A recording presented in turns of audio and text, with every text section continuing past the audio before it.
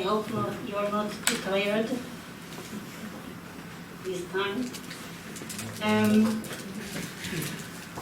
The paper that I'm going to present here deals with seizure and looting of Palestinian cultural, visual, and textual archives and materials by Jewish or Israeli military troops and organizations, soldiers and individuals, and the repression in Israel's archives and collections, military, civilian, and private. I will survey here the cultural and historical materials that were plundered. We'll examine the issue of return of Palestinian treasure to their owners and the questions and obstacles this issue raised. Materials of cultural history and memory, books, library, artworks, artifacts, albums, personal and family archives, archives of creator, photographer, cinematographer, graphic designer, visual artist, archive of cultural, private or public bodies, research organization and more were seized in an organized manner or looted by individuals and transferred mainly to military archives in Israel, but also to other official and private archives in Israel. They are subject to the Israeli law, even though they have not been created by Jewish Israeli individual or bodies, which is one of the main criteria for materials to be included in Israeli military archives. After entering the archive, as stated by the Israel Defense Forces Archives, IDFA, and according to the Israeli law, okay. And according to the Israeli law, they are censored for minimum 5 decades. Based on the archive law 1955 and the archive regulation law 2010, the period of limitation is between 30 to 70 years, depending on the type of material. Should the archive regard certain material as having the potential to harm Israeli national security or foreign relations, and according to the Freedom of Information Law, 1998, the material is restricted identically.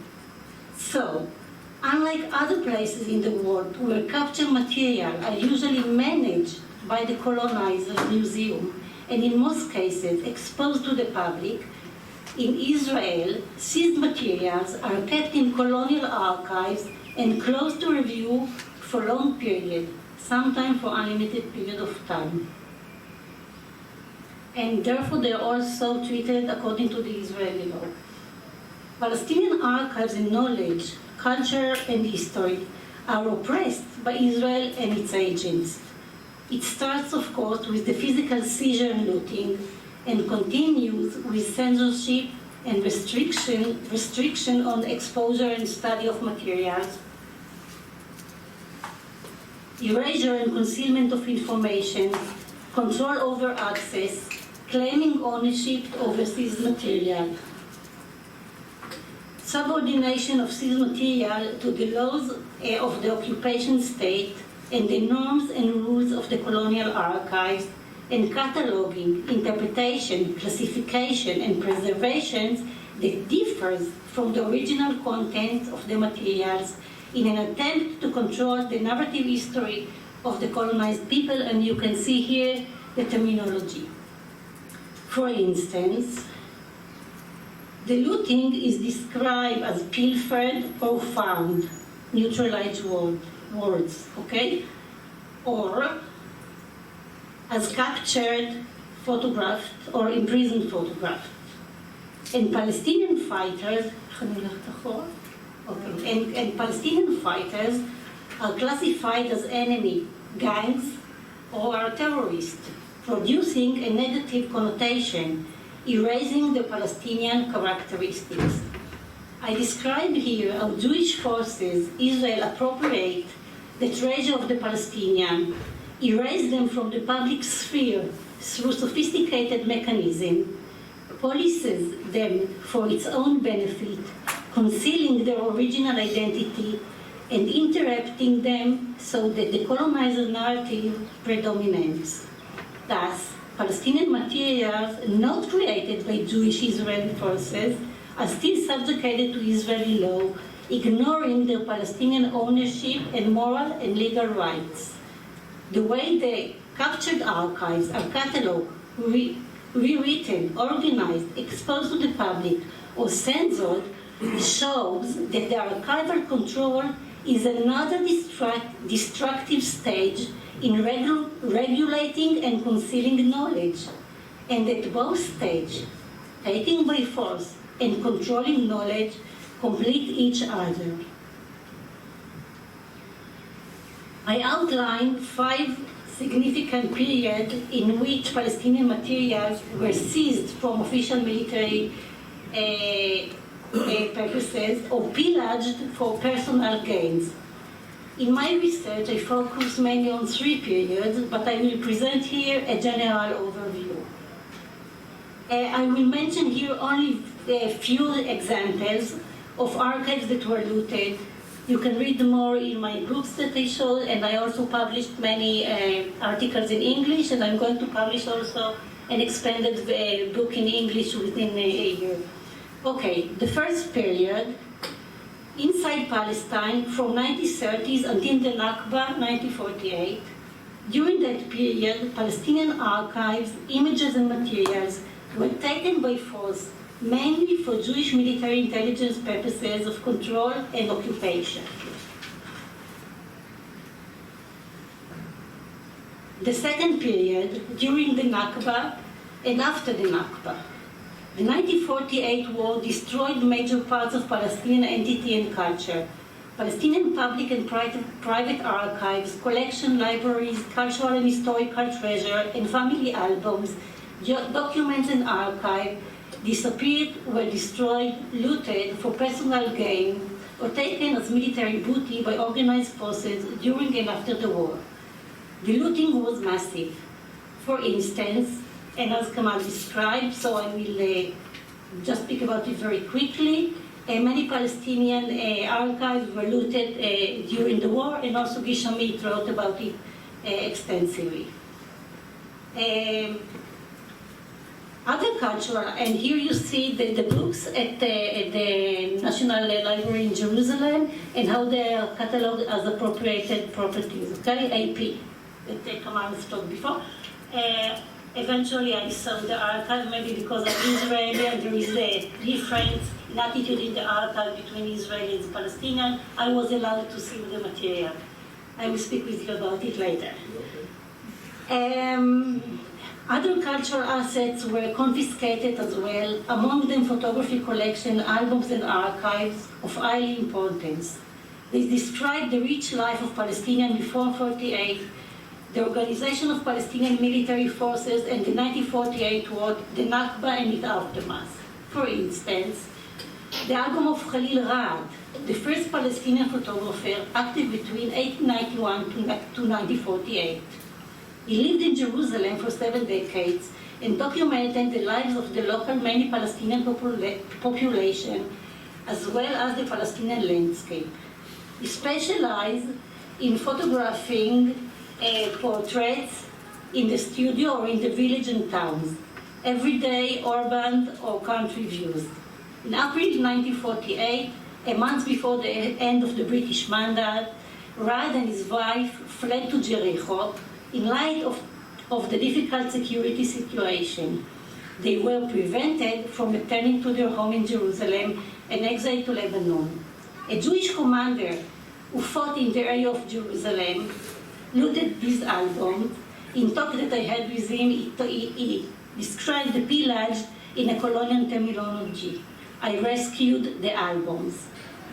Raad negatives were saved by a family friend as they were stored in another building. Next. This is another example of Raad, and here we are with the first female Palestinian photographer, Karim Arboud, who started to photograph in 1914. She opened an independent studio in Haifa in 1920s, uncommon for women in that period. She photographed with a large, as we see here, heavy camera in northern region. And the advertisement that I show here that she published in Al-Karawel in 1924 shows that she photographed women and families in their intimacy of their homes and defined herself as the only nationalist photographer. She died in 1940, but surprisingly, a photograph were looted for a private home in Katamon and in 1948. And now they are captured by a private collector, Israeli collector. Next, the archive of Studio Rassas, Ibrahim and Khalil Rassas. Ibrahim Rassas was one of the first Muslim photographers in Palestine, working in the region of Jerusalem since 1920s. Khalil Rassas, his son, was one of the first Palestinian photojournalists in the 1940s, and he gave voice to the Palestinian resistance in 1947-1948, joining the forces of Abdel Qadir al-Husseini. Rassas' images in Israeli archives were looted but derived from three sources. The studio was looted by an officer for personal gain. I will show the three images. And now I will show the shop, and you see that the archivist, what the archivist wrote, the store where these images, these pictures were photographed, and from where they were pilfered. Pilfered, of course, is a very, colonial, soft terminology for plunder, okay? Another source was a burning photography store in Jerusalem.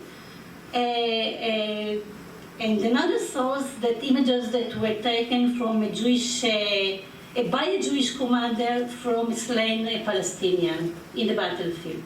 Okay? Next, I have to do it quickly because we have a lot of archives that were looted, so I have to do it quickly. Next, an album of photographs looted by an Israeli soldier who served in Shai, Haganah Intelligence Information Service, from the Nashashibi family in Jerusalem.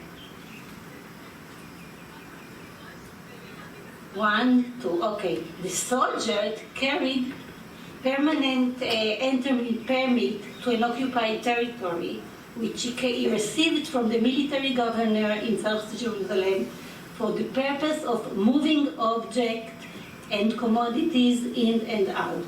Next, you have steel power? Okay. Photographs and Quran that were looted by Uzi Narkis, deputy commander of the 4th Battalion, from the pockets of whom Abdel Qadir al-Husseini, after he was killed. This is the Quran. No, this is the image, the photograph. And here are the information about the Quran that was there. Okay. Shortly after the Nakba, Israel anchored the practice in law. The 1950 absentee property law, national absentee Palestinian properties and goods, and passed them into the hands of the Israel custodian of absentee property, designed to prevent refugees from returning to their home and claiming their property, including albums and books. Okay, the third period that has not yet been studied extensively was during and after 1967 war. One known example was the seizure of material from the Palestinian Archaeological Museum and its library in Jerusalem in 1967, and from the studio of the Christian Palestinian Jerusalem-born photographer Rona Sela, who was active from 1920s. Okay, out of 5,000 negative, only 500 remained. Okay, the first period, during the First Lebanon War, which began in 1982. In this war, Israel seized material from many PLO institutions and additional Palestinian bodies and organizations, among them cultural, such as the Palestine Research Center, and the cultural art section. These were materials of significance collected by Palestinian institutions, created mostly from the late 1960s to early 1980s, when archiving of Palestinian history and culture flourished. They describe the hardship of living in exile, the resistance, military and cultural, and gathering of historical material in that period. An Israeli soldier from the paratrooper regime 50, which I interviewed, told me that he joined the Israeli security service that had a list of Palestinian institutions, and systematically they confiscated their archive. Thus, for example, they took the archive of the cultural art section of the PLO, established by one of the pioneers of Palestinian painting in exile, Ismail Shamut. Shamut was responsible for the direction and spirit of the cultural art section, I will call it CAS, which dealt with visual art, painting, graphic, photography, and cinema. Ismail Shamut established the photography department, as you can see here. And here we can see many images that the Cultural Center produced. They photographed events and the daily life of the Palestinian in exile, but also collected historical materials, okay? And also, Ismail Shamut was a graphic designer, so he also designed many posters and leaflets that were distributed around the world. Okay, Tamam Al-Akhal, his wife, she organized exhibition, Palestinian exhibition, craft and art exhibition that traveled around the world. Ismail Shamut also was a film director. He directed films. And at the Israel Defense Process, I found one of his films that was considered lost, The Urgent Call of Palestine. I will show you just a very short. You can see it on Vimeo. I put it on Vimeo because I think it should be returned to the public, okay? And the singer is Zainab Shah.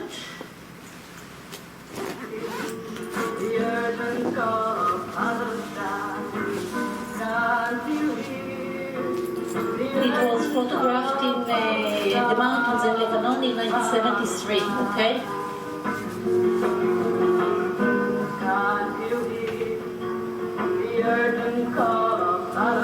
Okay, if you will write Rona Sela in Vimeo, then you will enter and you see a lot of material that I put in Vimeo of written material. Okay, additional 1,200 film and film footage, yes, were also seized in Lebanon. And okay, next. Were also seized in Lebanon, and as you can see, they are catalogued in a very Zionist colonial manner. And I cannot I cannot discuss it further in depth, but you can, if you look at these images, you can understand how they were catalogued according to Zionist norms. Okay, I'm about to summarize. Okay, so if I have a few minutes, there is another period, the fifth period. Sorry, short in two sentences, from 2000 up to date.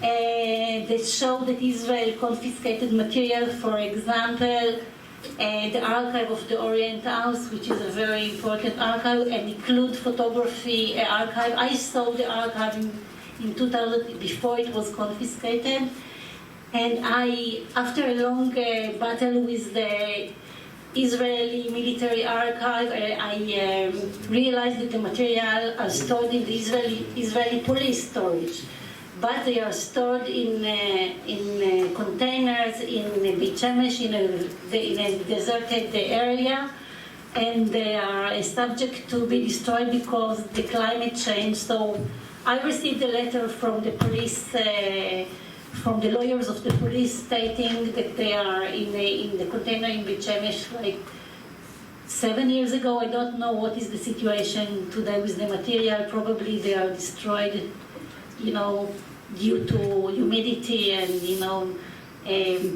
bad condition of storage, okay?